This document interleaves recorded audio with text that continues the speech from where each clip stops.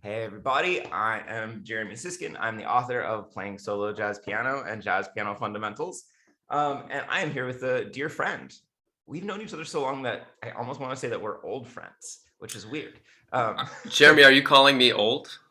Well, no, not unless I'm calling myself old. But this is Exactly. Jason Yeager, a fantastic New York-based pianist, professor at the Berklee School of Music, Berklee College of Music, Berklee College of Music. You got it. Um, and we got to know each other studying with the same teachers in New York, Fred Hirsch and Sophia Rosoff, and I've just been following his career and all of his albums and projects, and really just thrilled to call him a friend and colleague. So I've Same invited here. Jason here to show me an exercise that he keeps coming back to throughout his career, and I'm hoping to have a bunch of pianists come on and show me their favorite exercises so that we can start using them and practicing them and becoming better musicians. So, Jason, I'm going to give it over to you. Great. Thanks, Jeremy. It's awesome to be here with you. So what I'd like to share with you today is a rhythmic exercise that has a lot of creative applications. And it's a rhythm that originated in West Africa and with the slave trade came through Cuba and the Caribbean and is really what I consider like the rhythmic DNA or heart of a lot of clave-based musics. And that can include everything from Afro-Caribbean styles to North American swing and jazz. And the rhythm can be notated a few ways, but before we look at notation, I was just going to demonstrate what it is. And I would definitely recommend, at least the way I teach it to my students and the way I practice it, is I do it away from the piano first. So perhaps with clapping. So it might sound like this. 1,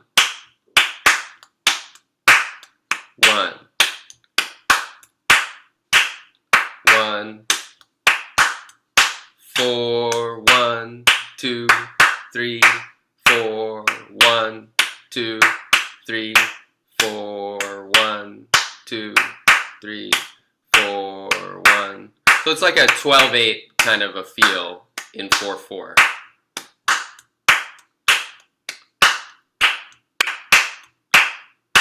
And a great idea with this rhythm, first of all, if it's hard to get it just from that, one can break it up into two halves, like 1, 2, 1, 2, 1, 2, 1.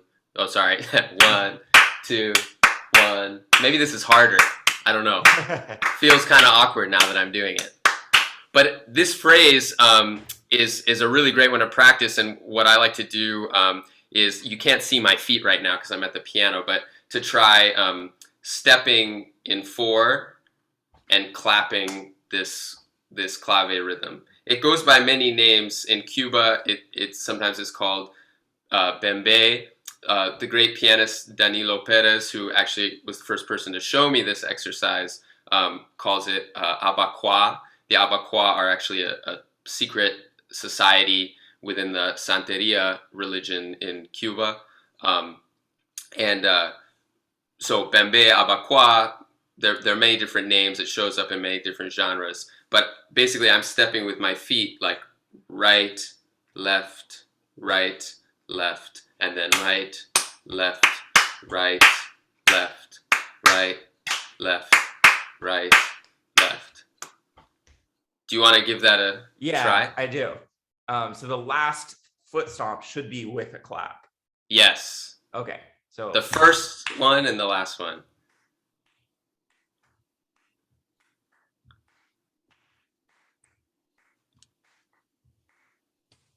that last one where they're together is the hardest one. I want to be early with my clap and like not be with my foot. Yeah. Like that's where Yeah. I get off. Interesting. Yeah. But you got it. I mean, that's great. That's what it is. Okay, And past level and one. yeah, eight, you get an A on your first quiz. Um, and so that's a place to start. Now, another thing, I have to give credit to some of the wonderful teachers that I've had over the years. A wonderful percussionist named Jerry Leek, who spent time studying with the Ewe people of Ghana, living and studying there. he studied this same rhythm. Again, I said it originated in West Africa and in several traditions. And there it's part of a warrior dance called Agbekor. And so he also teaches, he's a colleague of mine at Berklee, and he'll teach all the different drum parts and kind of some of the repertoire and songs that go along with this rhythm, which is very cool. And we don't have time to get into all that, and I'm certainly not an expert on that aspect of it. But one thing that he pointed out, and this is sort of a coincidence, is that the number of claps that you just did is 7, right? They're 1, 2, 3, 4, 5, 6, 7, 1, 2, 3, okay? And there are also 7 notes in a diatonic scale. So what if we applied this bell pattern to a scale, for example? So you could do it with a major scale, and I'll switch my camera to the overhead. So maybe I take a C major scale, you know.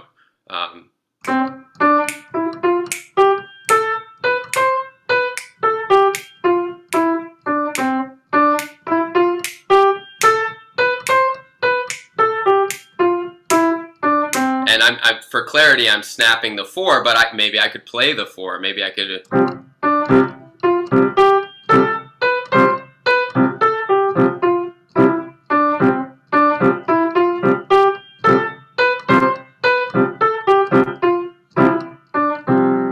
Right? Or I could do the hands the other way. Oh, now I'm scared that I'm going to screw this up.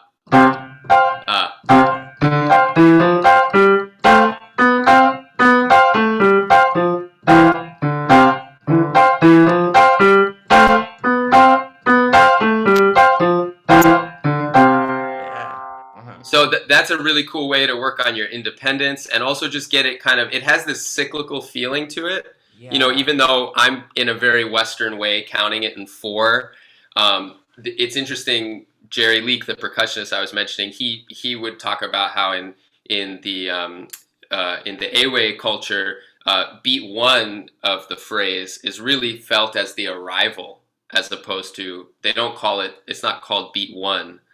It's really felt as an arrival. So, and 1. So the feeling of the rhythm is very cyclical, kind of rolling thing, which is cool. Totally. Would you like to try it with a scale? Yeah. You could try one hand at first, or if you want to do I'm gonna dive in like a fool. Do it.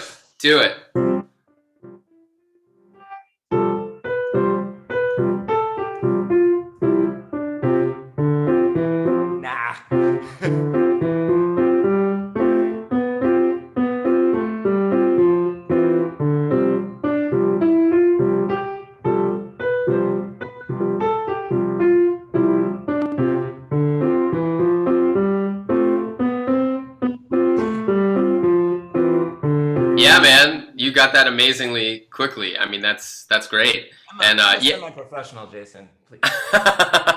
Yeah, it's always the one putting the pulse in the right hand that is, for some reason, feels harder to me. And and you can do this with any mode, right, or any scale. So a lot of times with my students, like for example at Berklee, they're required to learn some scales, and you know, I think everyone should have a basic knowledge of scales and be able to play them. But I like this exercise because it kind of combines working on time and groove with playing scales, you know. One other element of this is, of course, if we conceive of this as 12/8, and I'm going to share my screen so people can see what this looks like written out, just as rhythms. This is the bell pattern up here, and actually what I've notated below, we didn't play. It's actually feeling the pulse in 6. So that would be like. That feels easier for sure. So one might to my European brain, that's just like, oh yeah, I got that. One might start with that actually, as a way to dive in, and then what we just did was the 4 here, right? The 1. You know, I could do a different mode. I could do Phrygian,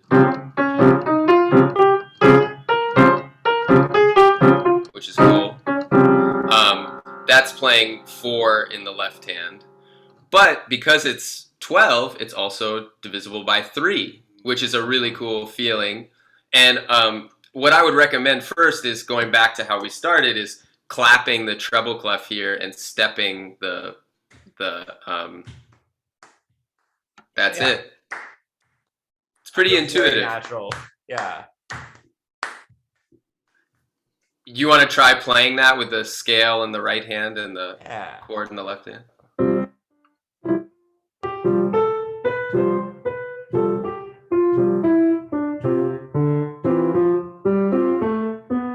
This one feels easier. The 4 definitely felt trickier. Yeah, I think I get that. It's interesting from a pedagogical standpoint, the order in which this is the order in which I learned it, so it feels natural this way. But I totally hear that the 3. I think because a majority of the hits line up in the 2 hands, you know, and you can, and even visually you can just see that. Then a really fun thing to do is to move between the 2, and it feels like you're like you're putting it like if you're getting your eyes checked and they put a new lens and they say, how's that? And everything looks differently. So for example, if I play, maybe I'll stop sharing so that my screen will be bigger, and I could take, I'll just stay with the C major scale. Maybe I'll do a different chord or something, but I could do like, here's the 4.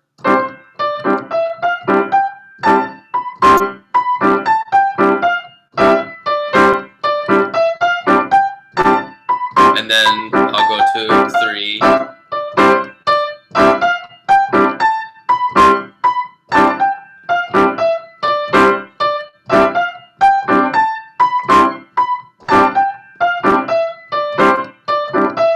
This is the 4. Right? So that's a really cool thing to get your internal time, you know, stronger and grooving more. And I know I don't want to take up too much more time, but listen, I'm so into this. Let's keep going. Let's keep going. Okay. Do you want to try that one then? If you want to. Yeah, I think I could do that.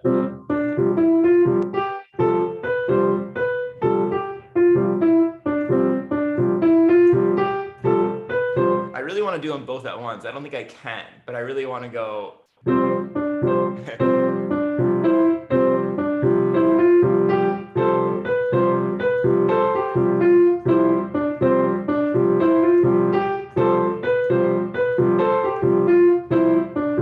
I don't know if my top note was right. It was right on the first 2, but on the third one, it's going to be in between the bell pattern. I guess I don't know, but I've never tried. But it's a great idea.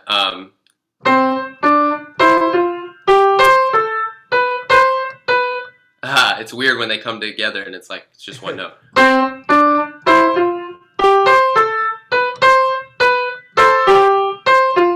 Whoa. No.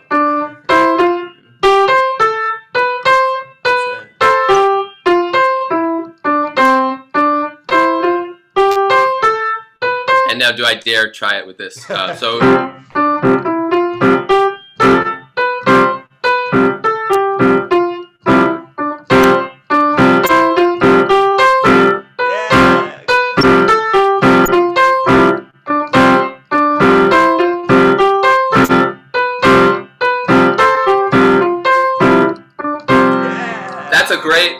that's a great idea to do them simultaneously like that. So thank you for that. That's awesome. And one also cool thing for those who are working on improvisation and swing and maybe Afro-Cuban rhythms is that you can actually make this the reason I called this at the beginning like the African rhythmic DNA behind a lot of African diasporic musics is that you can find swing and clave within this bell pattern. So even this, I'm going to accent some of these and then see if you hear it morph into another rhythm. Sorry.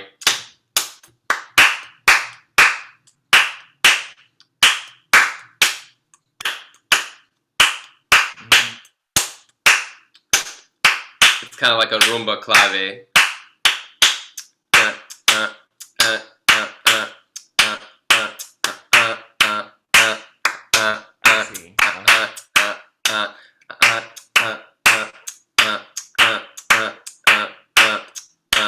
Kind of like a second line.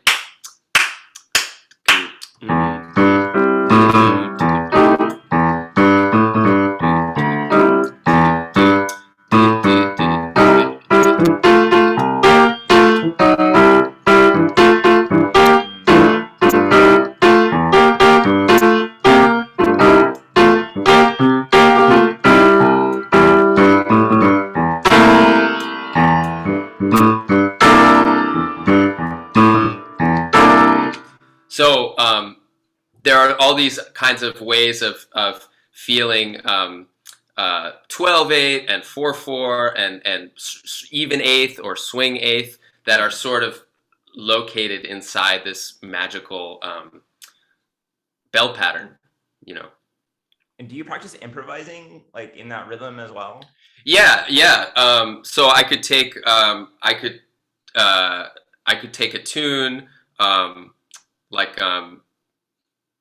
Maybe or let's just take a blues, like an F blues or something, and I could just try to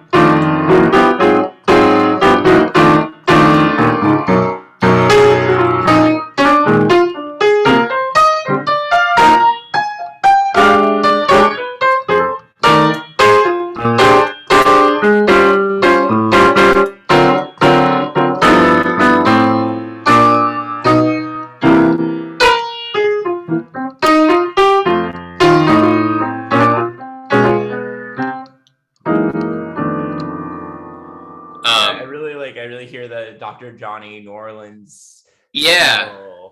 Yeah. And it's totally in there. And yeah, I just think I think it helps.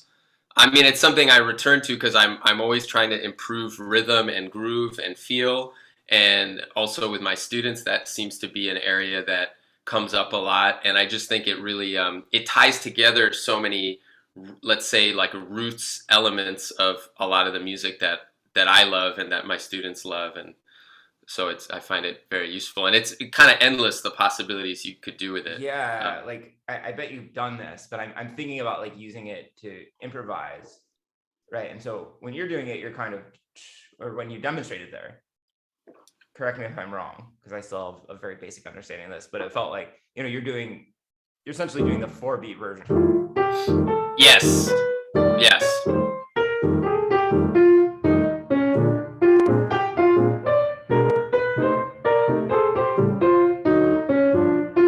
Right. But like, I'm sure you've tried doing.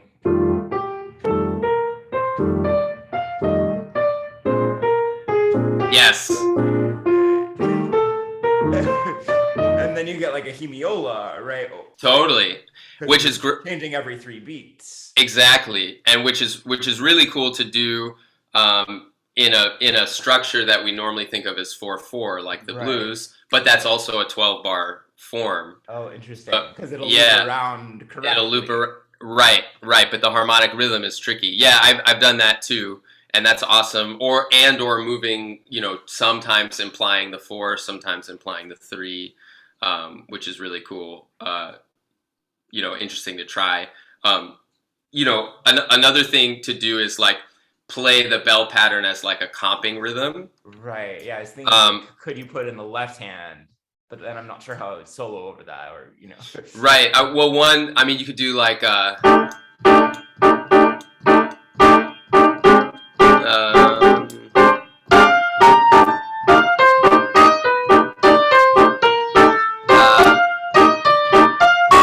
I think I did it wrong. Here, let's try it one more time. So, no.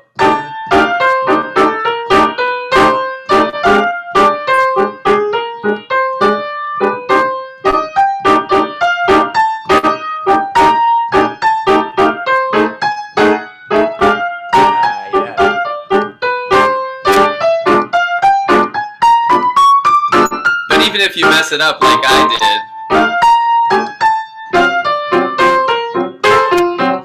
it still sounds, if you keep the 12/8 feeling going, even if you screw it up, it usually results in something kind of interesting, right? Even if my bell pattern wasn't perfect there, like I missed a couple, if I can keep it rolling along, it yields some cool things. So yeah, like a pattern like da da dee dee dee dee dee dee.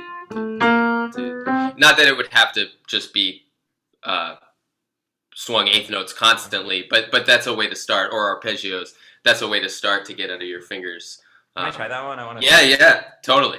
Yeah. I'm gonna mess this up badly. I can tell. It's one of those things that I think looks easier than it is. Like, I could do this. That's not gonna work.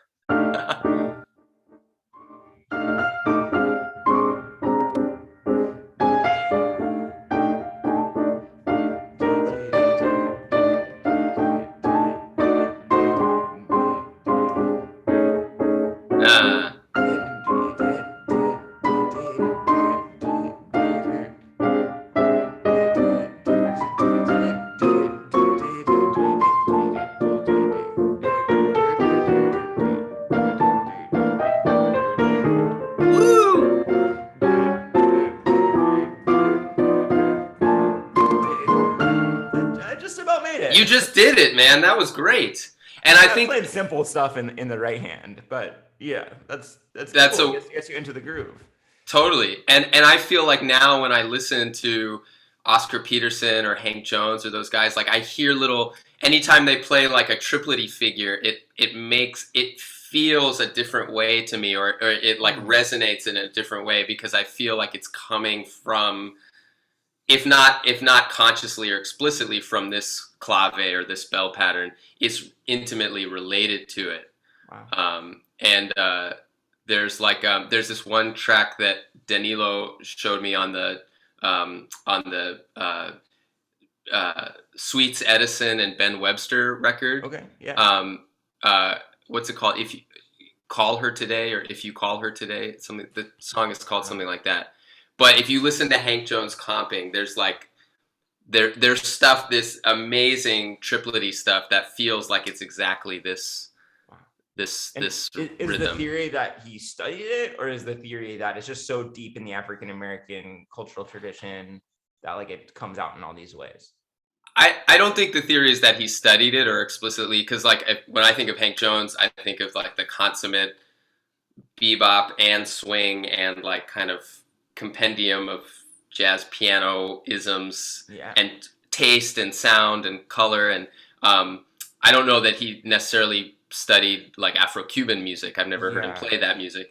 So I think it's more the latter, that it's kind of embedded in the DNA of Afro-diasporic musics. I don't want to say all, but many of the styles that we study and learn and listen to, there's a relationship there with the 12/8, because the 12/8 contains both the binary and the ternary rhythms. Right. And when you've got 2 and you've got 3, you've got pretty much all the possibilities, rhythmically speaking. So yeah, it's just a really powerful framework. Maybe like some kind of rhythmic equivalent of how we use tonality. It's just got so many different combinations and possibilities, and has led to so many different things. 12 beats, 12 notes. Right. But again, like that's one of those coincidences that nonetheless makes you wonder, like, is there something in the human, is humanity wired? Why do we love threes so much? And why do cultures around the world, are they, oriented towards things like the pentatonic scale, or the number 12, or the number 4, or the number 3? It's curious. That makes me, like, between that and the 7, it makes me want to go.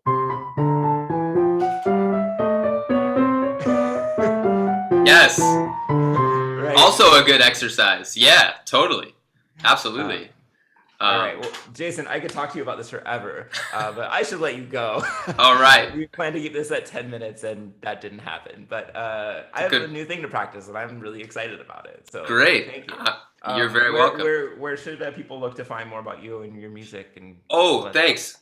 You can go to jasonyeager.com or follow me at jyeagermusic on the socials. And my spouse, Julie Benko, is an amazing singer and actress, and she and I have a record coming out called Hand in Hand, and we'll be at Birdland in New York on August 29th. I also have a recording of Vonnegut-inspired music, Kurt Vonnegut-inspired music, coming out on his 100th birthday, which is a little more into the future, November 11th. That record is called Unstuck in Time. But yeah, if you go to my website or check me out on the socials, you'll see that stuff as it comes about. Thank you so much, Jason. I appreciate you spending some time with me this morning. My pleasure. Thanks for the invitation, Jeremy. All right. I'll see you soon, okay? See you soon, man. All right. Bye.